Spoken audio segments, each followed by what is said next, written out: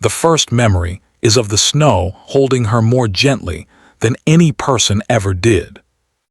Daniel remembers the white field behind the cannery, how it glowed under the weak Alaska sun, and how a single shape lay there, a darker outline in all that brightness. At first, he could not tell if she was resting or gone. From a distance, it looked almost peaceful, as if someone had simply set her down upon the snow and stepped quietly away. He remembers the stillness most of all. No alarm, no echo of harm, no obvious sign of struggle. Only the wind moving carefully around her, as though it had agreed to say nothing. That silence is what troubles him years later. Not the cold, not the questions, but the way the world had acted like this was just another morning. Her name was Hart, 26 years old, born in a fishing town where the sea and sky sometimes felt like the same pale cloth. Her mother was a schoolteacher who stayed even when other families left for warmer places. Her father spent long stretches on the water, returning every few months with new stories and the same tired smile. Grew up between distance and devotion, learning early how love can be present and absent at the same time. She worked nights at the Willow Point Diner, pouring coffee for cannery workers and long-haul drivers, saving what little she could to leave town and study art in Anchorage. In the paintings she left behind, charcoal pieces pinned crookedly to her bedroom wall, faces were always half-turned, as though every figure were about to speak and then thought better of it. On that morning in 1983, when they found her in the snow along the tree line, Daniel had been a younger officer with a new badge and an untested calm. He remembers the way his boots sank into the powder as he approached, each step slow and deliberate, as if the ground might suddenly decide it had seen enough and swallow him whole. Lay on her side, hair spread like a dark halo against the pale ground, eyes barely opened. There were marks on her wrists that could have been anything at all, impressions from bracelets perhaps, or something more troubling. Her coat was buttoned wrong, one side higher than the other, as if she had fastened it in a hurry or someone else had done it for her. Could it have been a fall? Someone murmured behind him. Maybe she got confused in the dark, another voice said, lost her way. They spoke gently, as though careful words could soften what lay at their feet. Daniel did not speak. He studied the faint marks on the snow near her boots, the half-formed tracks leading out of the trees and then breaking off, smudged by wind and time. There were not enough of them to be sure if she had come alone, not enough to be sure of anything. When they moved her, there was no dramatic reveal, no hidden sign that made everything clear. The mystery lay in the small details. The missing glove, the faint scent of smoke on her scarf, the way her hands seemed to curl inward, as if she had been holding onto something that was no longer there. Her mother arrived with her hair undone, coat thrown over night clothes, eyes wide and dry. She did not cry at first. She only stared at the place where her daughter had been, then at the disturbed snow, then at Daniel, as if he might already have the answer hidden in his throat. "Tell me she was not alone," she whispered. He hesitated. "We don't know yet." It was the truth, and yet it felt like betrayal, because the yet suggested that clarity was possible, that there would be a day when they could say with clean certainty what had happened. Even then, even in that first hour, Daniel sensed that some truths are not found so much as negotiated, shaped by what people are ready to accept. Rumors arrived faster than reports. Some said had been very quiet in the weeks before, staying longer at the end of her shifts, staring out through the diner window at the long road that disappeared into frost. Others recalled her laughing, dancing to a jukebox tune as if nothing shadowed her at all. One friend insisted she had been planning to leave town soon, that she had circled a date on a calendar. Another swore she had seemed hesitant, as if she were waiting for something that never came. The town did not agree on who she had been in those final days. When the investigation stalled, the case file went into a cabinet with other unfinished stories, labeled with a number and a date, as if that could contain it. The official line remained uncertain, suspended between possible choices: an accident in the cold, a quiet act of despair, or the unseen hand of another. Years later, Daniel finds that he cannot remember the exact position of her hands or the angle of her head, but he can still feel the air of that day, the way people spoke around the event instead of about it, how no one dared name it clearly. He realizes now that this was the beginning of his longest-lasting question. Was it kinder to decide what had happened to give her mother a clear story, or to admit that some endings remain unresolved, hovering between explanations that never fully fit? The snow, of course, never answered. It only kept its quiet. And somewhere in that quiet, a part of the truth went still with her. 2. A forgotten witness or document reopens the cold investigation. It returns to him almost by accident. Decades later, Daniel sits in a small room lined with faded files, half retired, half unwilling to let go of the habit of reading old reports. Outside, the light is different now, less sharp, more reflective, but the air still carries that same northern clarity, as if every breath were a reminder of long winters already past. He is sorting through boxes slated to be archived when a thin folder slips sideways and spills its contents onto the floor. Receipt copies, memo pages, and a single handwritten note, folded twice and tucked where it does not belong. He picks it up, recognizing his own careful handwriting from another life. Hart, Mara Elen, addendum, unlogged statement. He frowns. The official file, the one he had seen many times over the years, contains no such addendum. This page is an echo of something displaced, detached from the larger narrative. The note describes a conversation that took place 2 days after was found. A young man, 20, maybe 21, came into the station late in the evening, saying he might have seen her on the night before she was found. The name is smudged, but the initials remain. LK. The letter goes on. He reports seeing outside the diner near closing time. Says she was not alone. Says she appeared to be arguing quietly with someone in a dark coat. No raised voices, no clear words, only the sense of tension. He claims he felt he should not be there, so he kept walking. The final line, written in Daniel's restrained script, reads, "Follow-up pending. Witness appears uncertain, may be seeking significance in memory rather than recalling with clarity." There is no record of that follow-up. No additional statement, no interview transcript. Somehow, in the flow of other duties and other urgencies, the path that might have led to answers was left untaken. Daniel stares at the page, a faint ringing filling his ears that has nothing to do with age. He tries to recall the young man's face and cannot. Only the sense that the visit came at the end of a long shift, when balancing priorities meant deciding, almost invisibly, what would be pursued and what would wait. Had he told himself he would return to it later?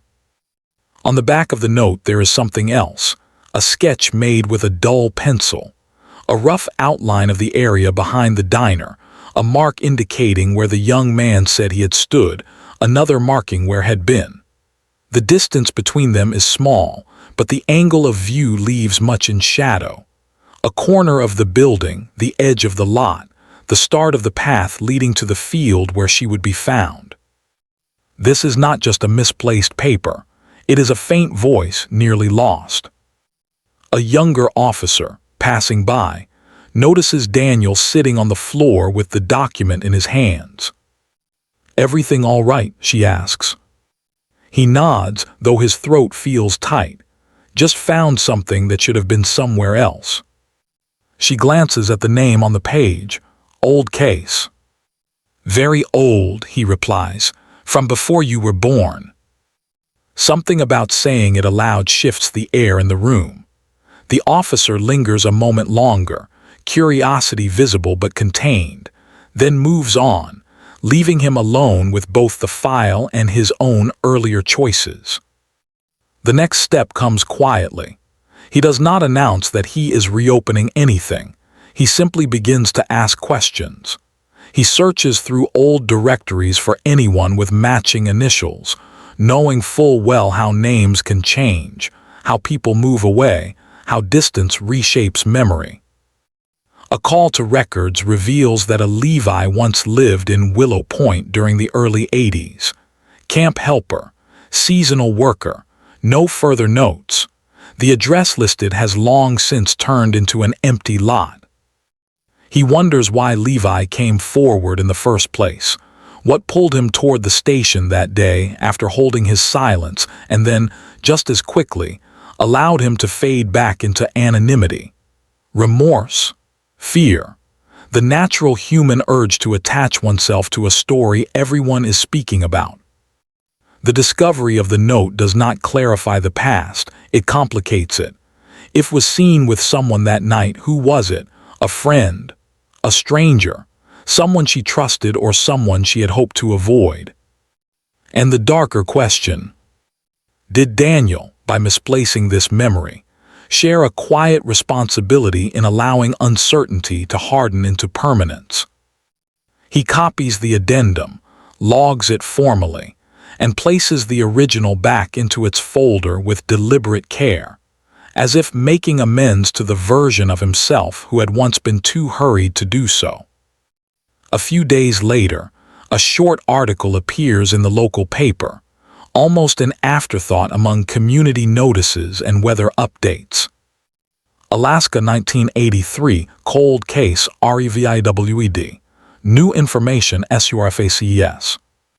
The piece is cautious, offering no promises and assigning no blame. It simply states that new attention will be given to the Hart case, that an officer from the earlier team has found an overlooked document that may lead to a reassessment of events. People in the town notice. Old conversations stir. Some feel hopeful, some uneasy. There are those who have long believed that final night was more complicated than the file suggested, and there are others who prefer the comfort of an explanation, even an incomplete one. Someone leaves an anonymous message on the station's answering machine. Some things were better left where they were. She didn't want noise. Let her rest.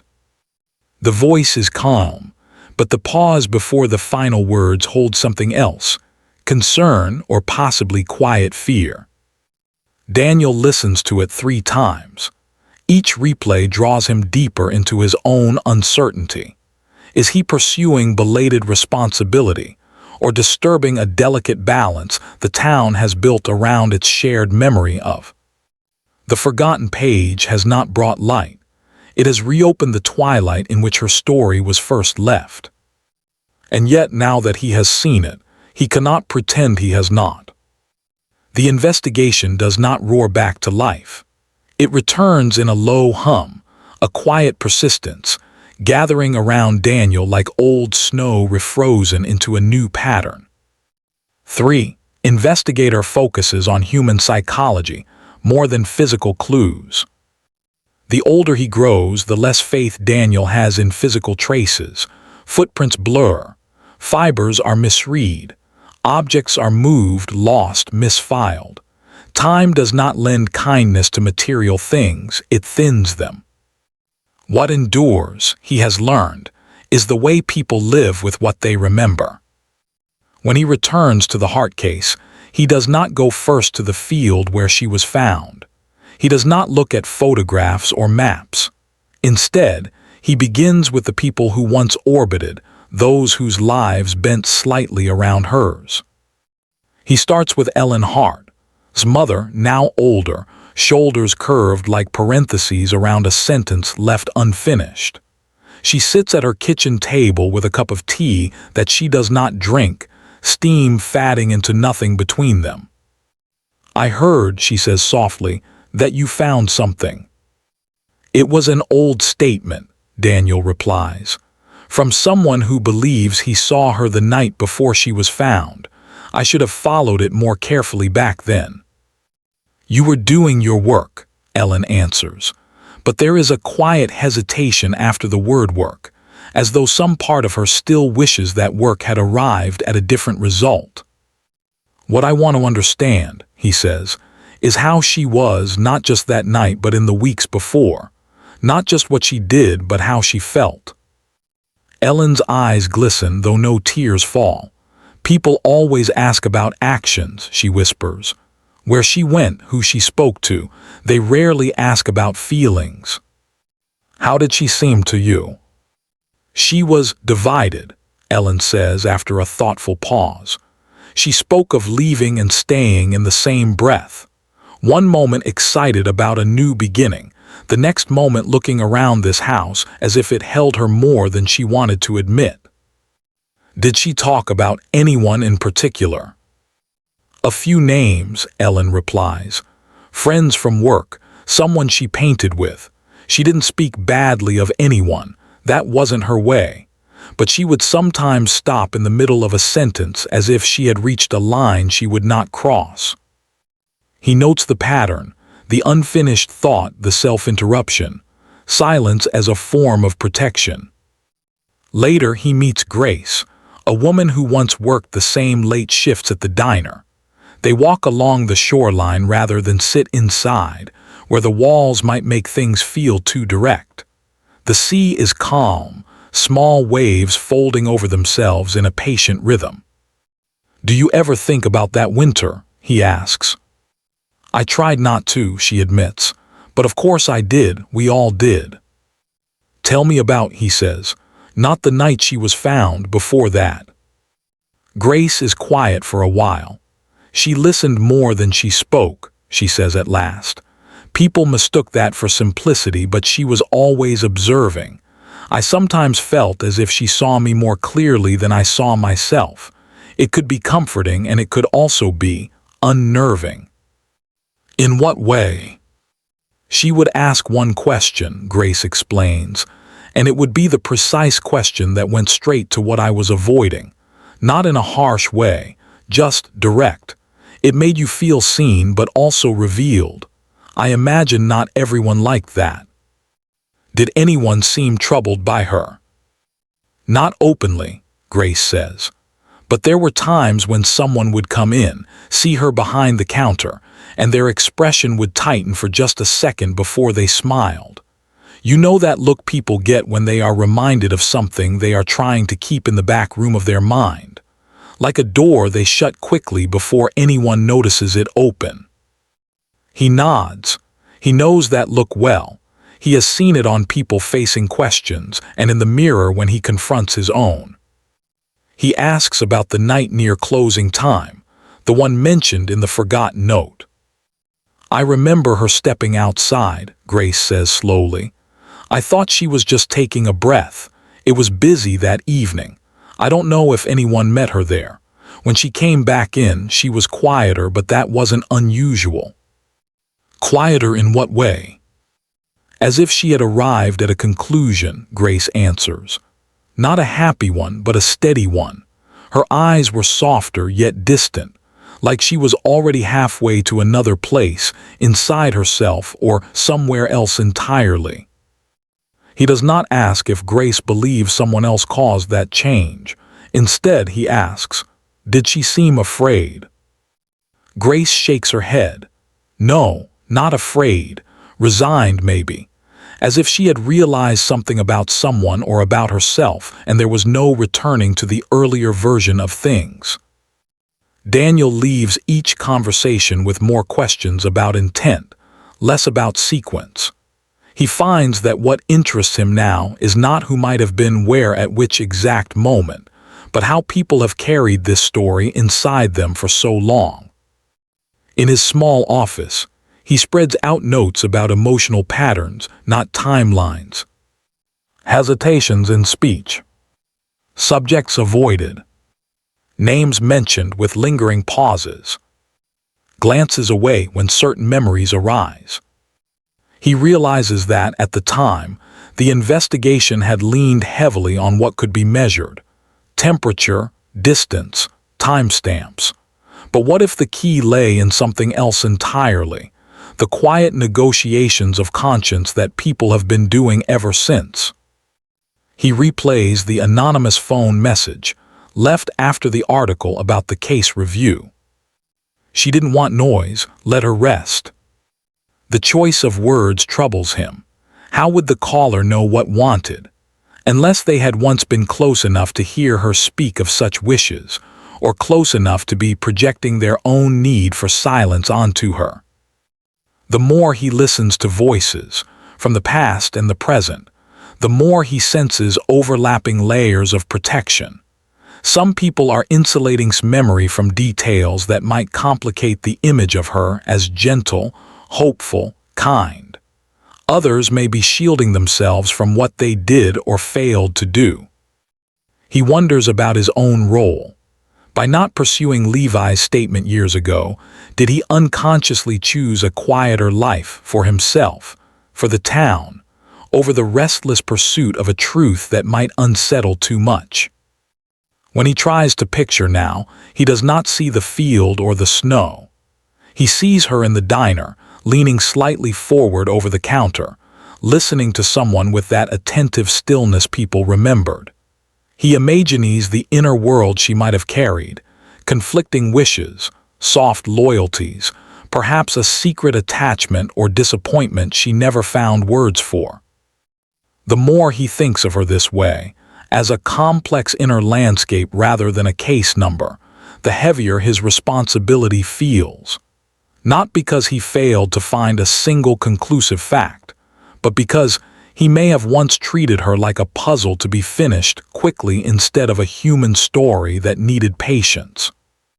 The investigation, such as it is, becomes less about assigning a clear label to her passing and more about understanding the delicate balance of heart and conscience that existed around her. He is not sure if this approach will ever yield a definitive answer. But he knows this. Whatever happened to did not begin in the snow. It began in the quiet spaces between people, what they wished, what they feared, what they could not bring themselves to say. And to approach that, he must listen differently now, not only for what they recall, but for the silences that accompany each recollection. The town does not change shape when an old case is reopened. The streets stay in place, the shoreline follows the same curve, the mountains hold their quiet line. What shifts is subtler. The way people pause when they see one another, the way certain names are approached with a little more care. His name becomes one of those again. Daniel begins to notice it in small ways. A sentence will begin. Do you remember when, and then halt, like a breath held too long? A glance out of the window, a sip of coffee, and the subject wanders away to the weather or the price of fuel. These hesitations interest him as much as any lost record. He returns to Grace first. She has always been framed in his memory as the kind, steady, and open, the one who placed flowers near the tree line after was found. Now, sitting across from her at the diner where they both once spent long nights, she behind the counter, he at a corner table with reports, he senses something more layered. You said looked like she had reached some kind of conclusion that last evening, he reminds her gently. That she seemed settled, but not in a bright way. Grace nods, tracing the rim of her mug with a fingertip. I did. Did you ask her what it was about? I thought about it. Grace's eyes flick toward the empty end of the counter as if she still sees drying glasses there. But she had this way of closing a door without slamming it. You felt it. A softness, but also a distance. I didn't want to step past something she was keeping for herself. Were you close? Grace hesitates, Even that single question seems to carry more weight than before. We were close enough that I knew she saw through me, she says quietly. I cared about her. I also her sometimes. For what? For the way people were drawn to her. She was gentle, but there was a quiet intensity in the way she listened. I would watch people who barely knew her lean in, as if they were confessing something without meaning to. It made the rest of us feel replaceable in a way. There is no accusation in her tone, but there is something else, a faint, long-held ache. Was there anyone who seemed especially drawn to her? Grace looks at him, then away. A few, she answers. One of the drivers who stopped here on regular routes. A young man from the cannery who always stayed after closing, pretending to help wipe tables. And once in a while, someone from town. From town. People you know, she says, and her voice lowers, not from fear but from reluctance. Men who had families, women who were friends of her mother. People who should have kept their distance perhaps, not because they meant any harm, but because she was at that age where admiration can be confusing. For everyone. The way she says it makes Daniel feel as if a thin film has been placed over the past. He can still see shapes through it, but their edges are different now. Later he visits and Ruth, neighbors who had lived next to the Harts for years. Their living room is lined with framed photographs, holidays, fishing trips, small celebrations held under dim, warm lights. Appears in several of them, often slightly apart from the central group, as if she belonged but also carried a part of herself somewhere else. She was like family, Ruth says, smiling with a softness that turns thoughtful at the edges. She would help with the garden, sit on the porch with us on long evenings. Always said she asked the best questions. She did, agrees, but his voice tightens just a touch. She asked why people chose the lives they had, whether they had really chosen them or just slipped into them. Hard questions, when you've been doing the same work for 30 years. Did she ever seem troubled? Daniel asks. Everyone that age is a little unsettled, replies. She wanted to go, she wanted to stay. She wanted to draw something else out of this place. Sometimes that restlessness spills over into the people around you. In what way? Looks toward the window where snow clings to the corners of the glass. There were evenings, he says slowly, when she would talk with me longer than she should have. Not because anything unkind was happening, just a closeness that felt unbalanced. I was older. I had to step back, remind myself where my care should go. Ruth's hand moves almost imperceptibly on the armrest, an old echo of a feeling Daniel does not name. Did she know that? I think so, says. I think she understood more than she let on. That understanding can unsettle people. It can make them feel like they have revealed more than they intended. It hits Daniel, then, that around there were several such threads, connections that sat just outside what people thought of as simple friendship. Threads where affection, admiration, duty, and unspoken longing occasionally brushed against one another. It is not that anyone clearly wished her harm. It is that closeness itself becomes delicate under strain. Back with Ellen, he notices how certain names bring a stillness to her face. When he mentions, she nods calmly. When he mentions the young driver who often came through late, she smooths her skirt with deliberate care. When he brings up the possibility of a young man from the cannery walking her home one night, she looks down, eyes lingering on a small chip in the table's wood. She was friendly, Ellen says. She was careful, she was not foolish. Did she ever tell you someone made her uncomfortable? Once, Ellen admits after a pause, but it was mixed in with other worries. She said she felt observed, that someone's attention lingered too long. I asked who. She said it didn't matter, that she could handle it. It troubled me, but she seemed so sure of herself. I didn't want to make it larger than she wanted it to be. Do you remember when she said this? Not long before, Ellen whispers, and the room seems to grow smaller around that phrase.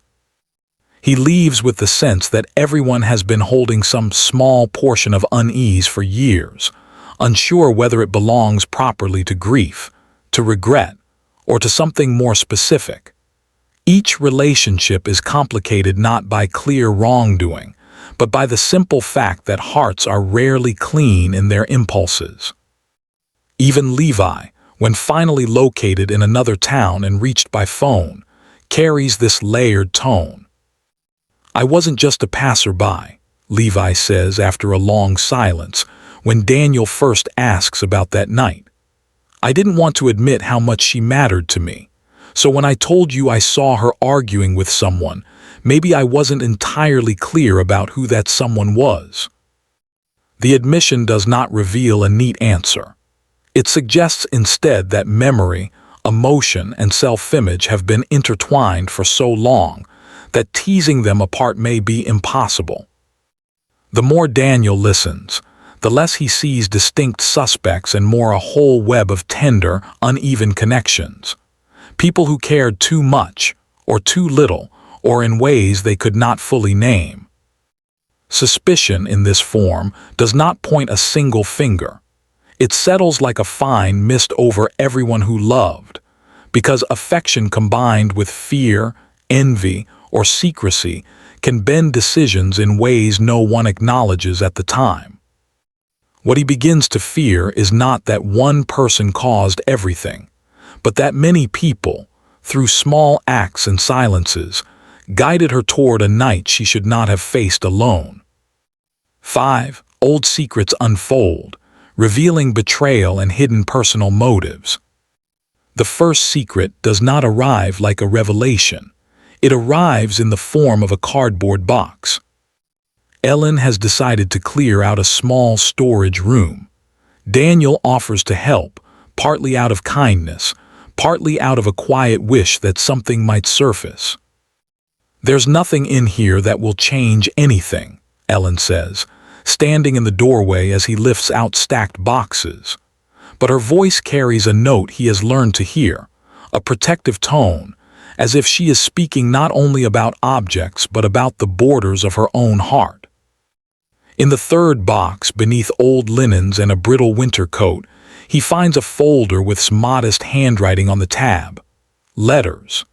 Inside are envelopes, some sent, some unsent, addressed to friends in other towns, to a cousin, to an art instructor in Anchorage who had once visited their school.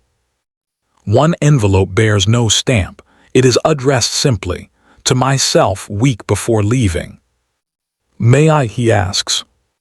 Ellen hesitates, then nods, though her hands tighten around the edge of the door. The letter is dated 3 days before the night in question. "I have decided," wrote in small, steady lines, "that I will go. The acceptance letter is real. The spot is there. The money is not enough yet, but maybe it never will be, and waiting for perfect timing might mean never leaving. Mother says it is a lovely dream, but perhaps not practical. She worries about the distance, about me being alone. I worry more about staying where certain stories keep repeating themselves." Certain stories. There is someone at the diner who speaks to me in ways that feel kind on the surface and heavy underneath. I have told the officer. He listened, but I could see he had other worries that day. Perhaps I made too little of it, or he made too little of it, or both. Either way, I know now that some rooms here bend toward the comfort of those who have been in them longest. Daniel feels a slow pressure in his chest as he reads that line. He remembers the day she had come in, speaking softly about a customer who lingered in ways that unsettled her, who placed compliments in the air like weights. He remembers telling her he would keep an eye on the situation. He remembers the desk stacked high with other concerns. He does not remember ever writing down a full report. Ellen shifts her weight. "I didn't know she wrote that," she murmurs. "Did you know about the acceptance letter?" A long silence. Then, "Yes," Ellen says, eyes shining, but with the look of someone who has been holding a truth for so long that letting it out feels almost like stepping suddenly into bright light. "I knew." "Did you see it?" "I opened it," she confesses. "I shouldn't have, but I did. When she was out, the envelope came and I was afraid." "Afraid of what?" "Afraid of losing her to a place I couldn't picture," Ellen says. "Afraid that once she saw another life, this one would feel smaller, and I would become a distant point in her memory. I told myself that waiting a little, making sure she was truly ready, would be a kindness." "What did you do with the letter?" "I put it back," Ellen says quickly, "but not before I read it, and not before I spoke to a few people." "To whom?" "Our pastor. Even Grace, in a way. I asked them if they thought she was prepared for that kind of change. I may have asked the question in a way that made them answer with caution. I may have painted her as more fragile than she really was." There it is, the first small betrayal, not of hostility, but of love mixed with fear. By describing in certain ways, Ellen may have guided the town to see her as gentle, uncertain, someone who might not be ready for a drastic step, a person to protect rather than encourage. The second secret comes from Levi. When Daniel meets him in person in a modest hours away from Willow Point, he sees a man who has built a quiet life, job at a small store, a partner, a child.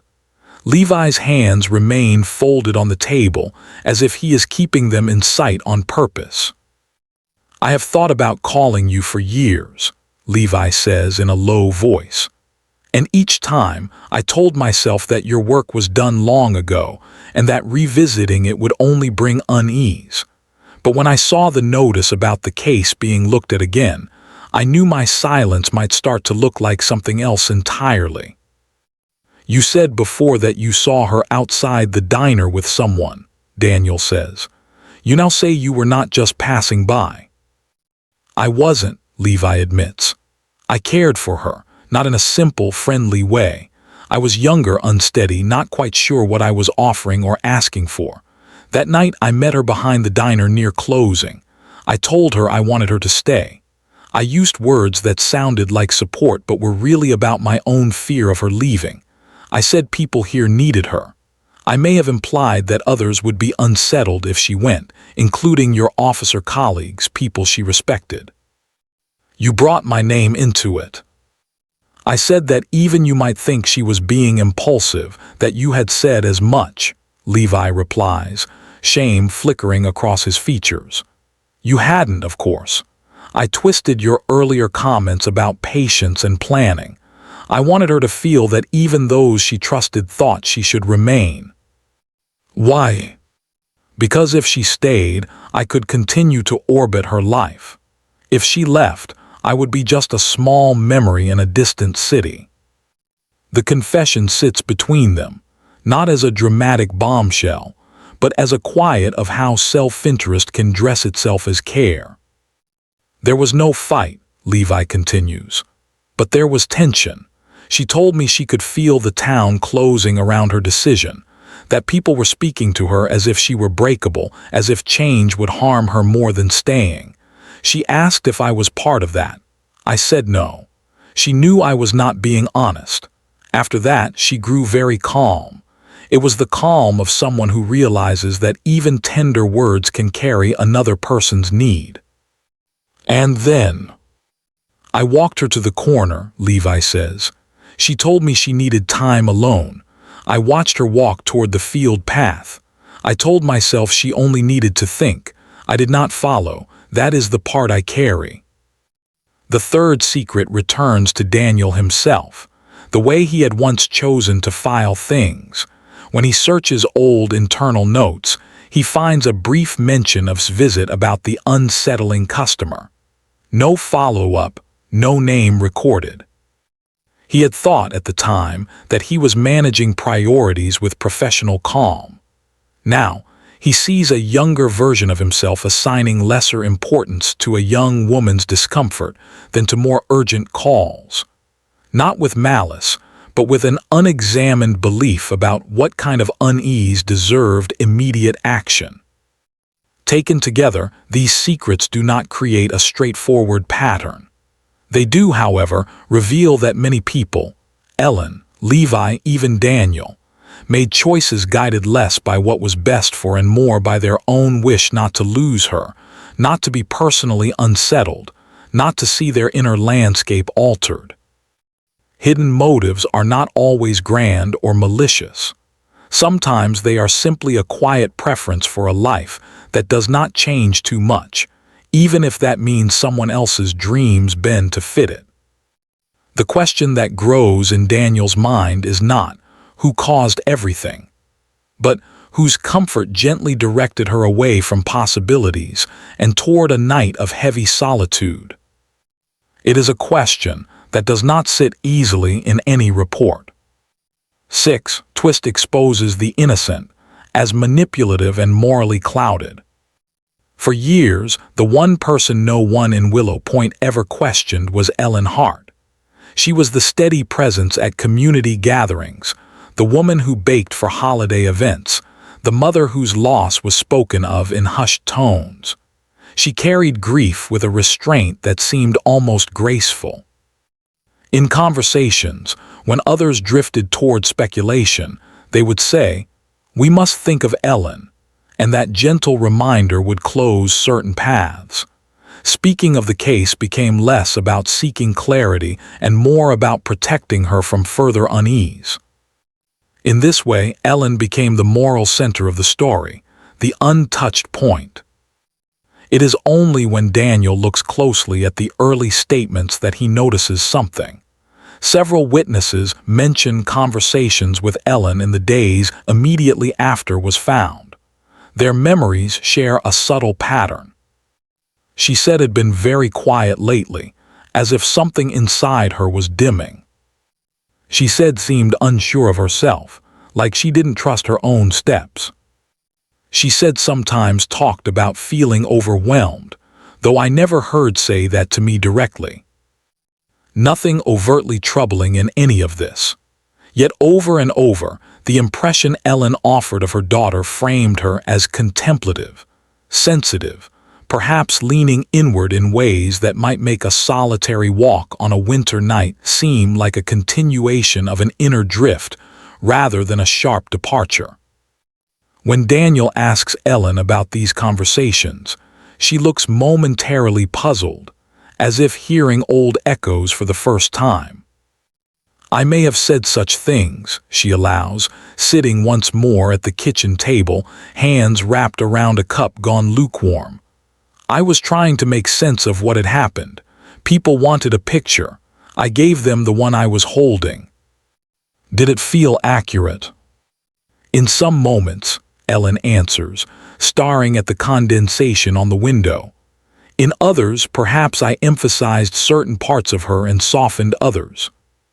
"How so?" "I spoke more about her doubts than her resolve," Ellen says slowly. "More about her hesitations than her quiet bravery. I did not lie, but I chose certain truths because they made the story less sharp. If people thought she had been struggling inwardly, they might not look as hard at what the town was asking of her." It is a startling admission, not because it exposes dramatic wrongdoing, but because it reveals a deliberate shaping of perception. Ellen, always seen as the pure bearer of sorrow, had carefully curated her daughter's memory to direct attention away from external pressures and toward an inward narrative. "Why did you want that?" Daniel asks, voice gentle. "Because if people had seen how ready she truly was to leave, they would have seen me more clearly too," Ellen replies, turning her gaze toward him. "They would have seen that I asked her to wait, to reconsider, to think of me. They might have wondered whether my reluctance had weighed on her. It was easier, kinder even, to suggest that her unease came from inside herself, not from any person." "Kinder for whom?" "For everyone," Ellen whispers. For me, certainly. For the ones who told her to stay. For those who looked at her with longing they did not name. If the story became one of a gentle soul facing inner shadows, then no one had to examine how their words might have leaned on her heart. Daniel realizes then that Ellen's grief, sincere and deep, had walked alongside a quiet instinct for self-preservation. She had not invented a false image of her daughter, but she had tilted the light in such a way that certain features stood out more than others. There is another layer. After speaking with Levi again, Daniel learns that Ellen visited him shortly after was found. She came to my small cabin, Levi recalls, brow furrowing as he reaches back through memory. I was shaken, you understand. I cared for. I was frightened that my conversation with her had somehow guided her toward that field. Ellen told me that had been unsettled for some time, that she had spoken of feeling overwhelmed, that my words were just one small part of a larger inner storm. She said I should not burden myself more than necessary. How did that make you feel? Relieved, Levi admits. Relieved enough to tuck away questions I might have asked aloud. Relieved enough to let the official version settle over me, that she had been carrying a weight I could not fully see. By visiting him, by placing gentle words over his guilt, Ellen had not simply comforted him. She had quietly redirected responsibility away from external pressures and toward a broad, indistinct image of inner state. With that, potential lines of inquiry about conversations, pressures, subtle manipulations of choice began to fade. In the present, when Daniel gently confronts Ellen with this, she does not deny it. I couldn't bear to think that anyone would be blamed, she says, though there is a tremor in the way she holds herself. If people started pointing to one another, what would be left of this town? Of the memories? I told myself I was preserving my daughter's dignity, that if her leaving this world was seen as something arising from her own complex heart, then at least no one would speak of her as a target, as someone who was acted upon. I wanted her story to belong to her, not to anyone else's actions. And yet, Daniel says quietly, by doing so, you also protected the people who shaped the days leading up to that night, including yourself. She closes her eyes for a long moment. Yes, she answers, including myself. The twist, when it finally settles in his mind, is not that Ellen is secretly cruel or calculating in the usual sense. It is that the person everyone saw as the pure center of sorrow had, in crucial moments, guided the story in ways that preserved her own reflection and the town's self-image. Out of love, out of fear, out of a wish to keep the world gentle in appearance, she had gently altered where the light fell. When, after renewed review and long-delayed testimony, the authorities eventually moved toward an arrest, Levi, for negligent actions that may have contributed to his final walk, the community is stunned. How could he, people murmur? He always seemed kind, so quiet, so earnest.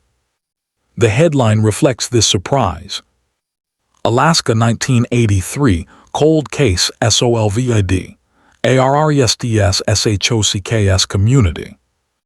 In the eyes of the wider world, the narrative becomes tidy. A well-liked man, once considered harmless, now linked to a long-ago loss through his choices and failures to act. The innocent has been recast as someone whose gentle exterior hid more complicated currents. Yet Daniel knows that the deeper twist lies not only in Levi's belated accountability, but in the realization that even the most cherished figure in the story, Ellen, had been quietly shaping the path to this moment. She had not set events in motion with clear intent to harm, but she had steered memory, softened certain details, emphasized others, and visited key people at vulnerable times with words that nudged them toward one version of the truth and away from others. In the end, it is not a single person's evident malice that unsettles him. It is the way affection, fear, protection, and self-image intertwined in those who were most dearly regarded. Those who seemed gentlest may have, in their wish to keep life manageable, carried out the most profound rearrangements of truth. 7. Concludes with open-ended moral tone, hiding truth saves someone. The official conclusion arrives in the form of paperwork. There are reports, summaries, careful phrases. Levi's admission of pressure, his failure to respond when asked for solitude near the field path. Statements about how his words may have leaned on her choice to walk alone that night. Legal language that assigns a measured portion of responsibility without fully nomming all the other hands that touched the story. When Daniel signs his part of it, he feels as if he is placing his name not only beneath facts, but beneath a specific version of the past. A version in which the town can say, "This is what happened," and allow the long-held tension to settle into something like acceptance. Yet his desk drawer holds another envelope. Inside it are copies of unsent letter to herself, notes about Ellen's early conversations with neighbors, a brief account of her visit to Levi in the days after. None of this material fits neatly into the legal framework that has now closed around the case. He has to decide what to do with it. If he turns everything over, a new storm may rise. People may begin to speak not only of Levi's part, but of Ellen's choices, of the whole town's subtle participation. The woman who has been a figure of quiet strength might suddenly find herself confronted with questions about why she portrayed her daughter in a particular light, why she guided others away from more complicated reflections. He imagines the headlines if that path is taken. Mother's WRDS shape town's view of 1983 case. He imagines Ellen, already carrying decades of sorrow, now seen also as someone whose instinct for protection may have kept key insights from view. He imagines neighbors re-examining not only story, but their own, wondering how many times they have accepted a softer account because it spared them discomfort. There is a certain justice in that, a clarity. There is also a cost. In the evening, Daniel visits Ellen one last time. The house is quieter than he remembers, but it still holds small traces of a sketch on the wall, a scarf on the back of a chair, kept as if its material could anchor a memory. They reached a conclusion, Ellen says before he can speak. I read the notice. How do you feel? I don't know, she answers honestly. Relieved for a moment, then unsettled. I always thought that knowing would bring peace. Instead, it feels like rearranging the furniture in a room where the same absence remains. He sits across from her. For a long time, they say nothing. There are things I could add to the record, he says finally. Ways in which the town, all of us, shaped the story. Ways in which you, too, influenced how people understood final days. If I share them, the picture will change. Ellen's gaze rests on his face with a calm that has nothing to do with denial. Would it help her? She asks. He thinks of that question, turned like a stone in his hands. Perhaps it would make the account more complete, he says. It would show that she faced not only her own inner complexity, but also the gentle pressure of those who loved her, maybe too carefully. It might shift some weight off Levi's shoulders and spread it more evenly across all of us. Including you, Ellen says quietly. Yes, he replies. And what would it do to this town? It would ask people to see themselves differently, he says. To consider that kindness and control sometimes live very close together. That care can become guiding in ways that limit another's path. Some might grow from that, others might turn away.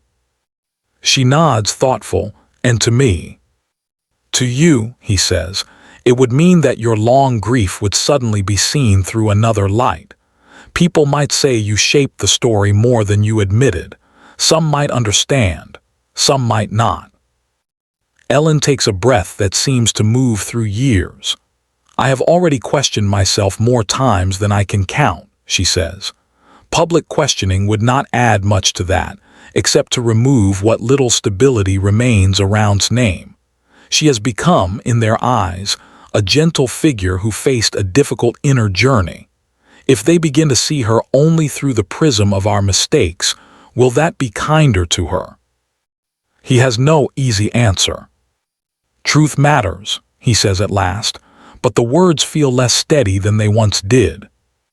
It does, she agrees, but truths come in layers. There is the truth of what happened, the truth of how we carried it, the truth of what people can bear to see without losing their sense of themselves, sometimes revealing one layer tears through another. He looks down at his hands. If I keep certain details to myself, he says slowly, then the record will remain simpler. Levi will carry a larger share of responsibility than perhaps he should. You will remain, in the eyes of most, the mother who grieved without shaping anything. The town will sleep more easily. And you? I will know there is more, he answers. Ellen leans back, eyes closing for a moment. There has always been more, she murmurs. Since the day they brought her home, I have known that every sentence about her leaves something unsaid. The question is not whether we can hold all of it, but whether holding all of it helps anyone breathe. When he leaves her house, the sky is a pale, soft gray. Snow begins to fall in small, careful flakes, each one vanishing as it reaches his coat. In his car, he sits with the envelope in his hand. He could drive to the station, place it in the official file, and write an addendum. He could label it clearly: contextual influences, additional observations about community dynamics. He could make the case messier in the name of a more complete account. Instead, he opens the glove compartment and places the envelope inside, not as a rejection of its contents, but as an acknowledgement of a choice. He tells himself he will revisit it later, that nothing prevents a future re-examination. He knows, however, that history tends to seal itself around the first satisfying outline it receives. The cold case is solved now. A name has been written in the space where there once was a question mark. The town will speak of it for a while, then fold it into its collective memory. Levi will live with a formal portion of responsibility. Ellen will continue to live with her quieter, more complex share.